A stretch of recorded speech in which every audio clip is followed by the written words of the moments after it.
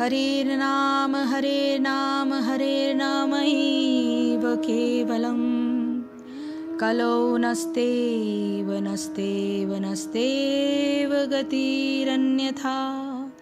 हरेर्नाम हरेर्नामैव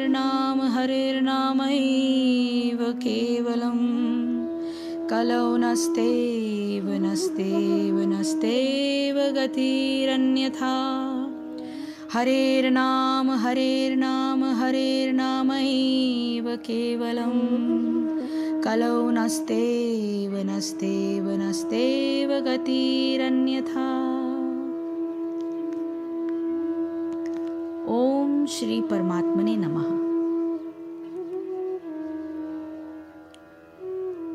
आज हम सांख्य योग यानी कि 5वें अध्याय के 5वें श्लोक को विस्तृत रूप में आपको समझाएंगे। और आज हमारे चैनल का 100वां एपिसोड है, यानी 100th एपिसोड ऑफ भक्ति नृत्य चैनल। और आप सभी को बहुत बहुत धन्यवाद कि आप सभी गीता के इन वचनों को सुन रहे हैं और उसको अपने जीवन में उतार रहे हैं। गीता एक ऐसी किताब है जो हमारे ये एक जीवन विज्ञान है और जो हमारे समस्त मनुष्य जाति के लिए एक रास्ता है, जहाँ पर हमें अच्छे बुरे या हमारी सद्गति किस प्रकार हो सकती है, इसमें इसका वर्णन बड़े ही सरल तरीके से दिया हुआ है। हम में से कई ऐसे हैं जो इस चीज़ को पढ़ते हैं और अपने अंदर उतारते हैं। हम में से कई ऐसे हैं जो इस पर विश्वास नहीं करते। सबकी अपनी अपनी दृष्टि है, अपने अपने दृष्टिकोण हैं और अपना अपना रास्ता। कोई प्रभु तक बड़ी आसानी से पहुंच जाता है। भगवत प्राप्ति से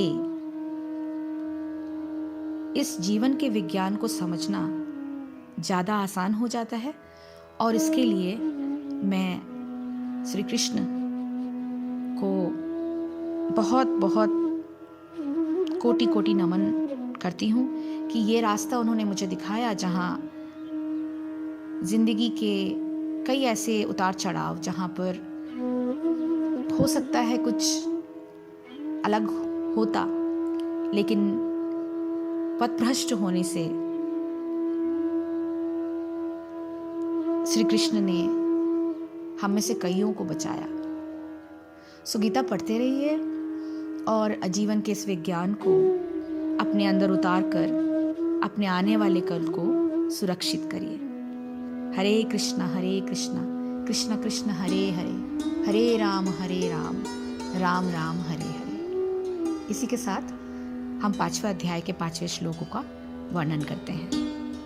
आप सभी को फिर से एक बार धन्यवाद और हमारे इस 100th एपिसोड को सुनने के लिए आप सभी को बहुत बहुत धन्यवाद।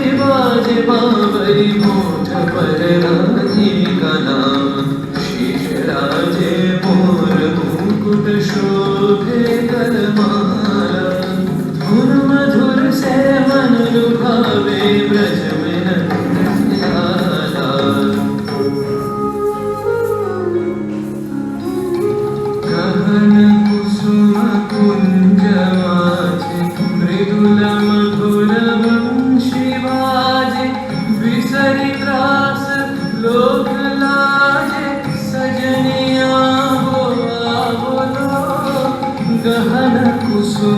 कुंज माझे।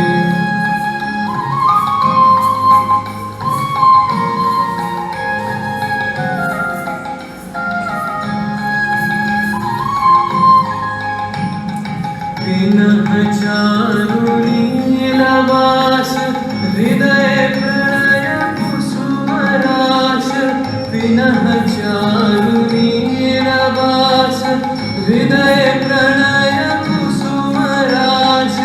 हरिण नेत्र विमल हास, हरिण नेत्र विमल हास। कुंजवन में आवलो गहन कुसुम गुंज माझे।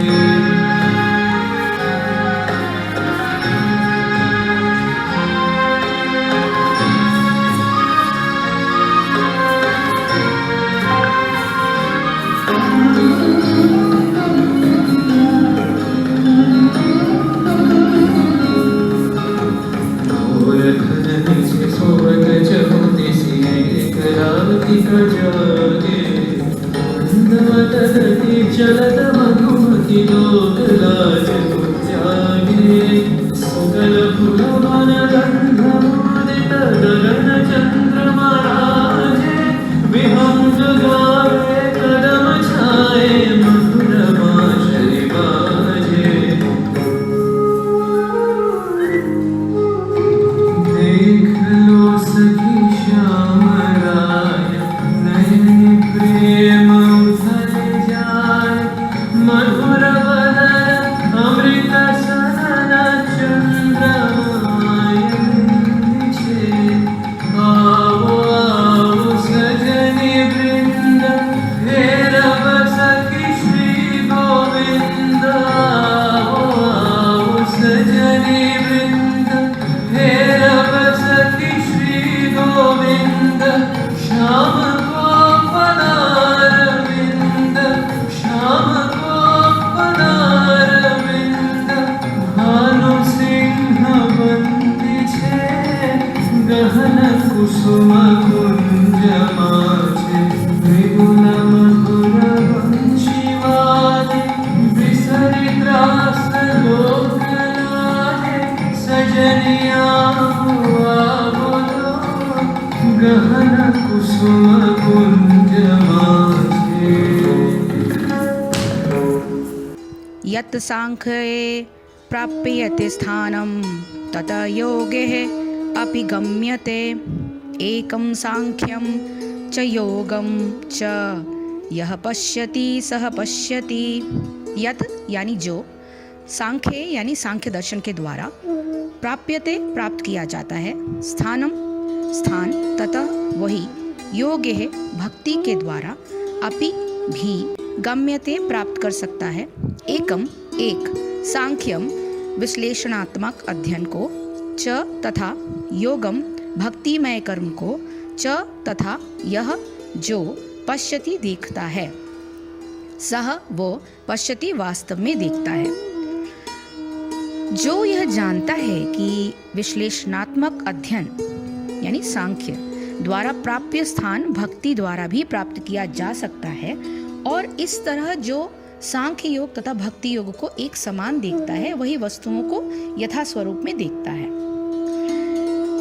इसका तात्पर्य यह है कि दार्शनिक शोध का वास्तविक उद्देश्य जीवन के चरम लक्ष्य की खोज है।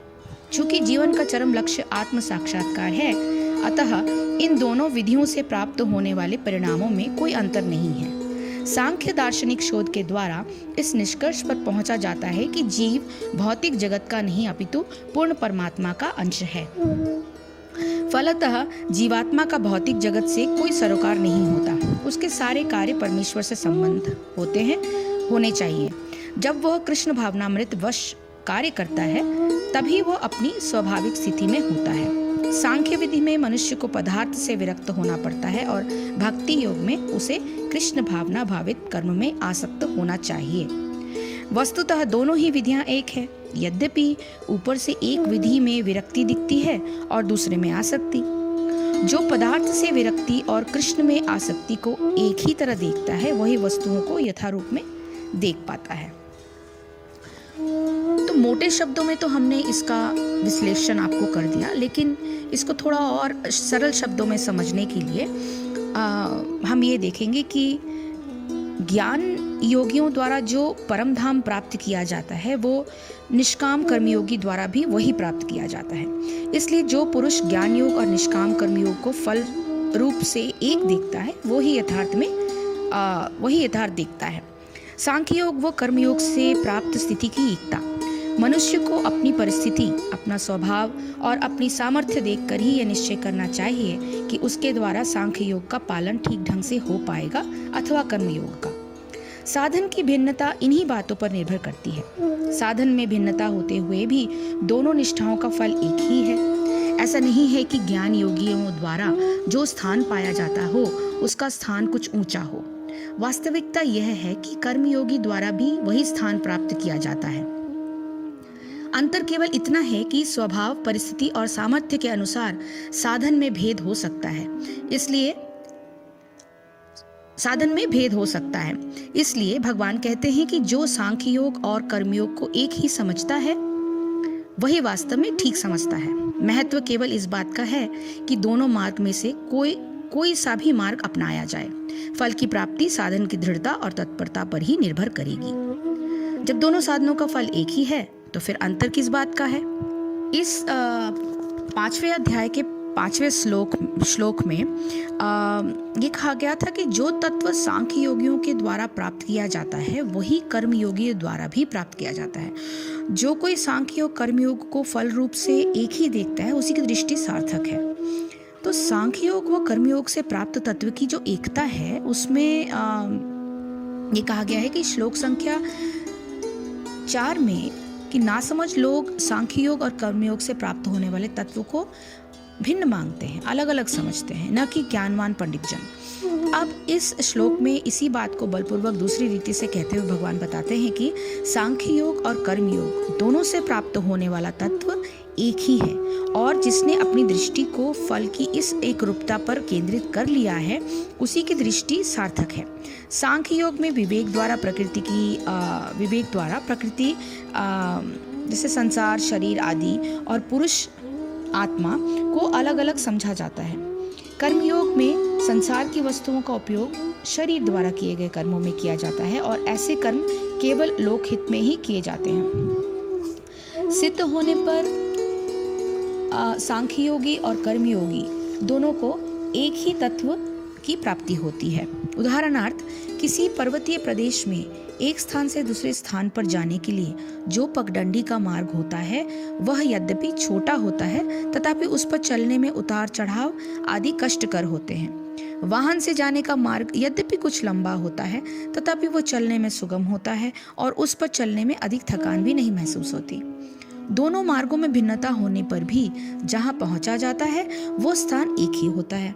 इसी प्रकार विवेक और संयम प्रधान सांख्य योग का साधन यद्यपि छोटा होता है तथापि अत्यंत दुर्गम और कष्टकर होता है। इसमें फिसलने की आशंका अधिक होती है। इसके विपरीत कर्मयोग का प्रधान साधन लोक संग्रह यद्यपि कुछ लंबा हो सकता है तथापि चलने में वो सुगम होता है और फिर फिसलने की कोई आशंका नहीं होती। यही कारण है कि भगवान इन दोनों साधनों को फल रूप में एक ही देखने वाले की दृष्टि को सार्थक बताते हैं और भिन्न देखने वाले की दृष्टि को प्रकारांतर से निरर्थक एवं भ्रमपूर्ण बताते हैं। तो संबंध इसका यह है कि अब भगवान यह बताते हैं कि कर्म संन्यास का साधन करने में भी प्रारंभ में कर्मयोग के मार्ग पर चलना आवश्यक होता है, अन्यथा कर्म संन्यास का साधन अत्यंत कष्टकर हो जाता है और इसके विपरीत कर्मयोग के साधन में कर्म संन्यास का साधन करने की कोई आवश्यकता नहीं। यह बताते हुए भगवान आगे के श्लोकों का वर्णन करते हैं। हरिओम तत्सत, हरिओम तत्सत, हरिओम तत्सत। जय श्री कृष्ण, जय गुरुदेव।